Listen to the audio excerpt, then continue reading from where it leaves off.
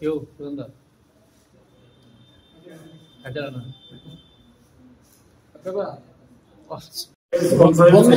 ত্রিপুরা রাজ্যে প্রিন্ট এবং electronic media জগতের বন্ধুদের আমি স্বাগত জানাই। আমি শ্রী চন্দন সূত্রধর, সহকারী অফিস সম্পাদক বিএমএস ত্রিপুরা প্রদেশ।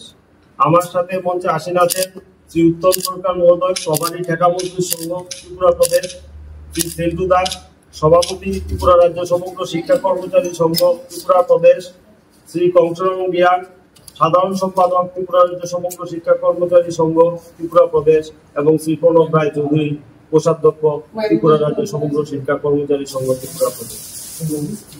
2015 সালে তৎকালীন বামফ্রন্ট সরকারের আমলে সমগ্র শিক্ষার শিক্ষকরা চাকরিতে নিয়মিতকরণের জন্য ত্রিপুরা হাইকোর্টের ডিভিশন বেঞ্চে মামলা দায়ের করে। পরবর্তী সময়ে সমগ্র শিক্ষার শিক্ষকরা 2017 সালের 1 আগস্ট থেকে 7 আগস্ট পর্যন্ত আগরতলার ওরিয়েন্ট চৌমুহনীতে অস্থায়ী মঞ্চ বানিয়ে চাকরিতে নিয়মিতকরণের জন্য আমরণ অনশন কর্মসূচি পালিত করে। এই অনশন মঞ্চে বর্তমান রাষ্ট্রবাদী সরকারের অনেক হেভিওয়েট নেতৃত্ব সমগ্র শিক্ষার শিক্ষকদের দাবির প্রতি সহানুভূতি জানিয়ে তাদের সমর্থন জ্ঞাপন করে।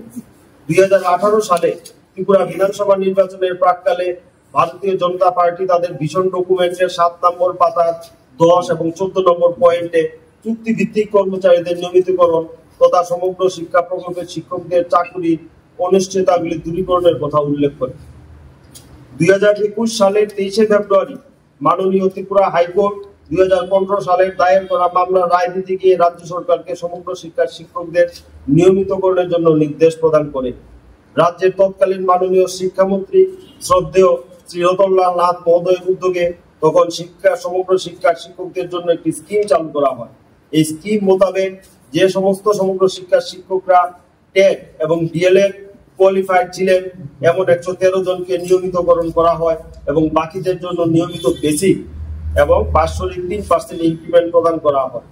এই স্কিমের বিরুদ্ধে সমগ্র শিক্ষার শিক্ষকরা 2021 সালে পুনরায় মাননীয় ত্রিপুরা হাইকোর্টের ডিভিশন বেঞ্চে মামলা দায়ের করে।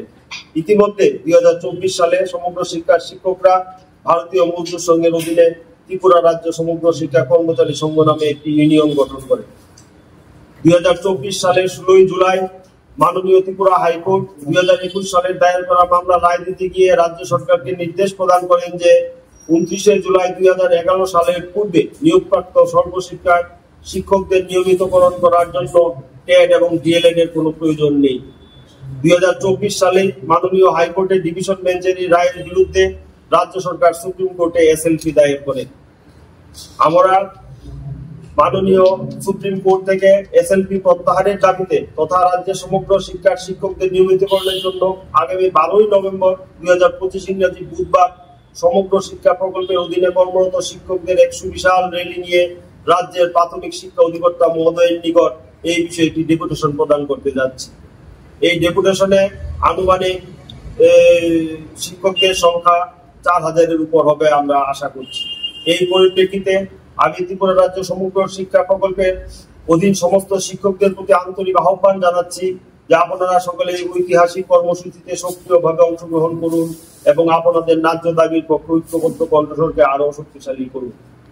আমরা ভারতীয় মজদুর সংঘের পক্ষ থেকে রাজ্য সরকারকে অনুরোধ করব যে রাজ্য সরকার যেন সমগ্র শিক্ষার অধীনে কর্মরত শিক্ষকদের প্রতি সহমর্মিতা পোষণ করে মাননীয় সুপ্রিম কোর্ট থেকে এসএলপি প্রত্যাহার করেন এবং অবিলম্বে সমগ্র শিক্ষার শিক্ষকদের প্রতি নির্বাচনী প্রতিশ্রুতি পালন করে মাননীয় হাইকোর্টের নির্দেশ কার্যকর করার মাধ্যমে সমগ্র শিক্ষার শিক্ষকদের নিয়মিত করেন।